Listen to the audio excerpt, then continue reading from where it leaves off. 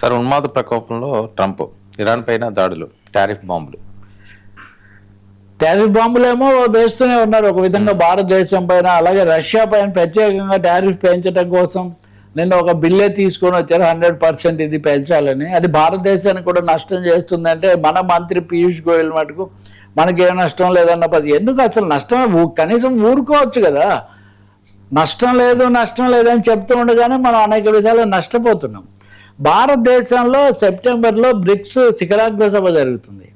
దీనికి రష్యా అధ్యక్షుడు Putin, China అధ్యక్షుడు షీ జిన్పింగ్తో సహా కీలకమైన నేతలంతా వస్తారు. సో భారతదేశం మీద ఫోకస్ చాలా ఎక్కువగా ఉంది. ఇలాంటి సమయంలో ఇండియాను, చైనాను కూడా ఏకకాలంలో దెబ్బతీసే టారిఫ్ల బిల్లును అమెరికా భారీ ఎత్తున మోహరిస్తుంటే దాన్ని తగినంతగా మనం ఖండించడం లేదు, ఎదుర్కోవడం లేదనే అభిప్రాయం ఉంది. ఇది మనకు సంబంధించిన అంశం. అంతకంటే కీలకమైనది ఇరాన్ యుద్ధాన్ని మరొకసారి తీవ్రం చేయబోతున్నాను. మొన్న మనం మాట్లాడాం, ఏఐతో మొన్న చూపించిన ఆయన. ఇప్పుడు ఏంటి, వాళ్ళు హార్మోజ్ మాకు అప్పగించడం లేదు కాబట్టి, హార్మోజ్ మీద అదుపు మాకు ఉండాలని అంటున్నారు కాబట్టి, రెండవది సౌదీ అరేబియా మీద, బహ్రెయిన్ లాంటి వాటి మీద, అంటే మా మిత్ర దేశాల మీద దాడులు చేస్తున్నారు కాబట్టి మేము మళ్ళీ ఒకసారి విరుచుకుపడతాము, చాలా భారీ ఎత్తున దాడి చేయబోతున్నామని ట్రంప్ నిన్న చిందులు తొక్కారు. తొక్కడమే కాదు, దాడులు చేశారు. ఇరాన్ మీదే కాదు, ఇరాక్ మీద కూడా దాడి చేశారు. మీకు తెలిసి ఇరాక్ యుద్ధం చేసిన కాలం కూడా ఒకటి ఉంది. కానీ ఇరాక్లో ఇప్పుడున్న షియా ప్రభుత్వానికి ఇటు అమెరికాతో అటు ఇరాన్తో కూడా సంబంధాలు ఉన్నాయి. అసలు సద్దాం హుసేన్ మీద ఆందోళన జరగడానికి, యుద్ధం జరగడానికి ఒక కారణం షియాలు ఎక్కువగా ఉండటము, వాళ్లకు ఇరాన్తో సంబంధాలు ఉండటం.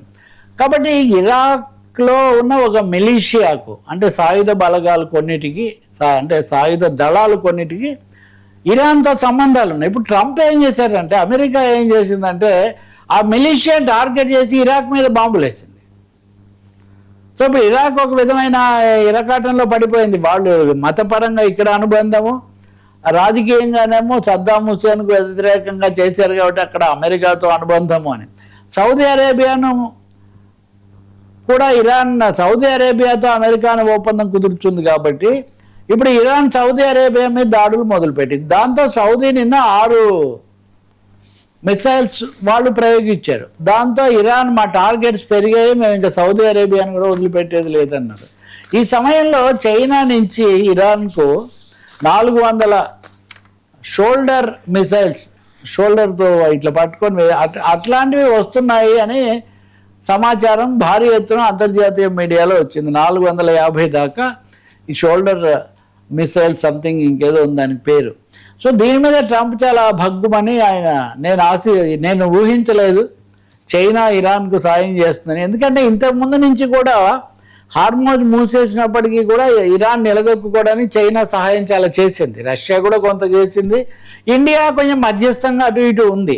కాబట్టి ఇప్పుడు ఇరాన్కు నేరుగా చైనా నుంచి మిసైల్ సప్లై జరుగుతుందంటే ట్రంప్ చాలా హడలిపోతున్నటువంటి ఒక పరిస్థితి ఉంది. దీన్ని నేను ఊహించలేదు, దీన్ని ఎలా ఎదుర్కోవాలో నేను చూస్తాను అది ఇది అంటున్నారు. నిజంగానే ఇరాన్ ఈ మలి దశలో యుద్ధం 2.0లో తగ్గేదే లేదని ఇంకా తీవ్రంగా దాడికి పాల్పడబోతున్నట్టు మనకు స్పష్టమవుతుంది. సో ఈ ఉన్మాద ప్రకోపం, ఈ టారిఫ్ బాంబులు కలిసి ప్రపంచ పరిస్థితి, అందులో మన దేశం మీద పడే ప్రత్యక్ష ప్రభావం. ఇంకొక ముఖ్యమైన చేసాడు వర్మ, అది కూడా మనం రికార్డ్ చేయాలి. హార్మోజ్లో ఏదో ఒక విధంగా బహుళ పక్షాలతో ఒక అవగాహనకు వద్దామని నిన్న గల్ఫ్ దేశాలు కొంత ప్రతిపాదన చేసాయి. మనం మాట్లాడాం కదా, మేము అంతా కలిసి ఒక కూటమిగా ఏర్పడి ఇరాన్కు మేము ఫెసిలిటేషన్ ఫీజ్, సర్వీస్ ఛార్జ్ లాంటివి చెల్లిస్తామని బహ్రెయిన్, ఓమన్ ఇట్లాంటివి ఓమన్ నిన్న ప్రతిపాదన చేస్తే దాని మీద అసలు ఆ ప్రసక్తే లేదు. హార్మోజ్ పూర్తిగా మా అదుపులో ఉండాలి తప్ప మేము బహుళపక్ష ఒప్పందాలకు ఒప్పుకోమని కూడా ట్రంప్ ఒక బెదిరింపు లాంటివి జారీ చేశారు. సో ఈ 3-4 కోణాల్లో మళ్ళీ ఒక రౌండ్ పెంచడానికి ట్రంప్ ప్రభుత్వం, అడ్మినిస్ట్రేషన్ పావులు కదుపుతోంది. ఇది ప్రపంచ ఆందోళనగా ఉంది.